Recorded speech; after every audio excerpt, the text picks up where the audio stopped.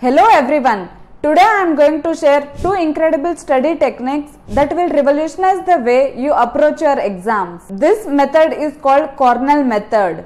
The first step in the Cornell method is note taking. So now let me take you to a simple example where you can easily remember the Cornell method. So next time whenever the Cornell method comes up, this example gonna light up your mind. So the simple example is, let us take a cricket team forming you as a captain. Let us start with the note taking. The first step while forming a cricket team is what you will do. You will just observe each and every player, how he is playing and what is his strengths and weaknesses. So in the similar way, while preparing for CA exams, make sure that you note down all the important key concepts, formulae, and while listening to any of the revision lectures, make sure that even you record some of the videos where you feel that this concept is little bit confusing and I may require some guidance later on. So these are very small techniques which gonna help you a lot in the exams. The second step in this Cornell method is summary. Now you have noted down strengths and weaknesses of each player in your cricket team. Now it's the time to have a summary look on it.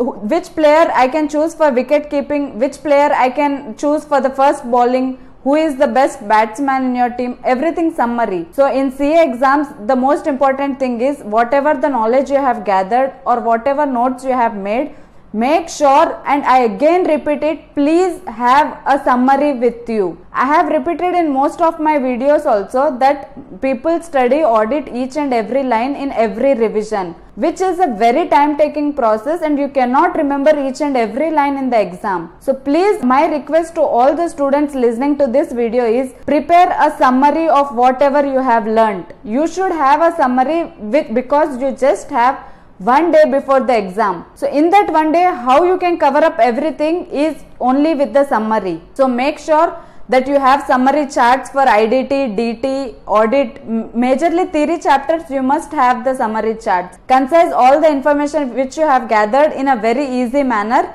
which will help you one day before the exam in quickly reviewing the chapters, which will also gain you MCQs. So the third step in the Cornell method is review segment. This review segment is very much important because I'll tell you a simple example. In a cricket team, if the opponent batsman is very good at batting, automatically your memory triggers that I have a best bowler in my team, so I'll send him only. So the moment it is triggered, so this review segment is very much important because the keywords which you see in the exam hall in the question, the keywords or whatever you have read the main mnemonics, that will automatically trigger when you see the question. This review segment is very much important after note taking and summary because it will automatically blink. Your memory will trigger. By seeing essay 200, you will automatically remember what is the standard. So in this way, the Cornell method is very simple and very easy to understand. So whenever the Cornell method comes to your mind, just remember a cricket team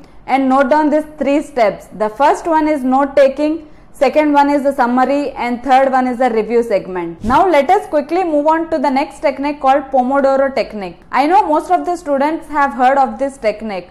Let me explain you with a very simple real life incident. Recently, I had a chance to visit Pune to attend a sports event where more than 700 participants were present. So one of the game I chose was chess. The rules of chess were so amazing that it had linked me with this concept of Pomodoro. There was a timer set, and in the meantime, either it should be a check and mate, or if the time gets complete, whoever presses the button, he is automatically out of the game. So this technique has made me remind of this Pomodoro technique where 25 minutes should be your timer and you should use your whole productivity in that time. There should be no distractions. Even though 700 participants were participating in that event where basketball, cricket, squash, badminton, tennis, everything was going around me, but still my concentration was only on the opponent's move and the chess board only. See, even most of the things are moving around you, your concentration is only on one thing, that you have to complete the game, either win or lose,